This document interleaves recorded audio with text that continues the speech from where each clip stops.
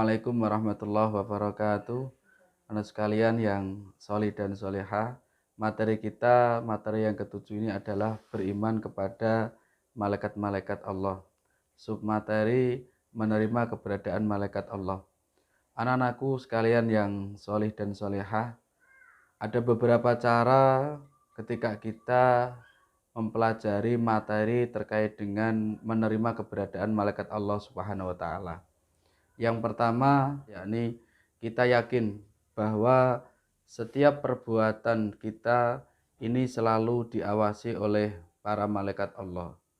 Jadi ketika kita berbuat baik, maka Allah akan mengutus malaikatnya, yakni malaikat raqib, untuk mencatat kebaikan kita.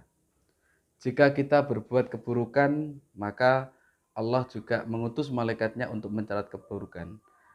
Maka dari itu, anak sekalian yang soleh-solehah, semua bentuk perbuatan kita ini seluruhnya tidak lepas dari pengawasan Allah lewat para malaikatnya.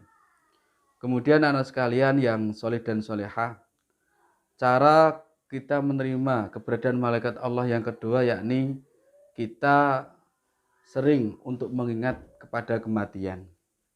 Kenapa kita harus sering mengingat kepada kematian? Karena ketika kita sering mengingat kematian, maka seluruh bentuk aktivitas kita, bentuk kegiatan kita ini selalu dilandasi rasa untuk berhati-hati.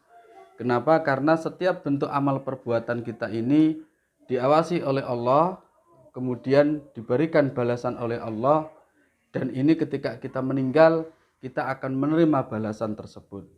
Anu sekalian yang solih dan solehah, banyak orang yang lupa akan kematian, maka mengakibatkan banyak dari mereka juga tidak berhati-hati ketika melakukan amal, ketika melakukan perbuatan.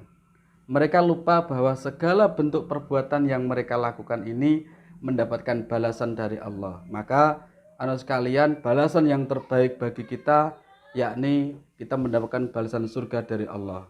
Maka anak sekalian, bagaimana kita bisa meraih surga? Bagaimana kita bisa meraih pahala yang besar dari Allah? Maka kita harus beramal yang baik. Anu sekalian yang solih dan solehah, kemudian menerima keberadaan malaikat Allah yang ketiga, yakni kita gemar melakukan kebaikan. Ya, kita gemar melakukan kebaikan. Bagaimana kebaikan ini kita sudah bisa membedakan di dalam kehidupan kita sehari-hari. Banyak sekali contoh orang yang sudah melakukan kebaikan. Seperti apa? Contoh seperti orang membaca Al-Quran. Nah, orang membaca Al-Quran ini, dia meyakini bahwa amal perbuatannya ini akan mendapatkan balasan dari Allah. Adanya Al-Quran ini juga sebagai wujud adanya malaikat. Kenapa? Karena Al-Quran diturunkan oleh Allah lewat malaikat Jibril.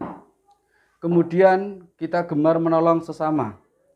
Perlu anak-anak ketahui bahwa ketika kita menolong saudara kita, menolong teman-teman kita, maka di situ muncul yang namanya kebaikan. Dan kebaikan kita yakin yang mencatat adalah malaikatnya Allah, yakni malaikat raqib. Anu sekalian yang solih dan solihah, ketika orang sudah mampu berbuat kebaikan, maka dia akan memiliki keyakinan bahwa kebaikannya akan dibalas oleh Allah dalam bentuk pahala, yakni dibalas surga. Namun kebalikannya anak-anak, ketika orang tidak mampu berbuat kebaikan, berarti dia berbuat keburukan. Ini akan dicatat oleh malaikat Allah juga, yakni malaikat atid. Yang mana ketika malaikat atid sudah mencatat, maka Allah akan memberikan balasan kepada orang tersebut berupa neraka. Na'udzubillah min dzalik. Demikian anak sekalian yang soleh dan solehah, semoga apa yang kita pelajari pada kesempatan yang berbahagia ini bermanfaat, dan semoga ilmu yang telah kita pelajari ini bisa kita amalkan, bisa kita implementasikan dalam kehidupan sehari-hari. Terima kasih. Assalamualaikum warahmatullahi wabarakatuh.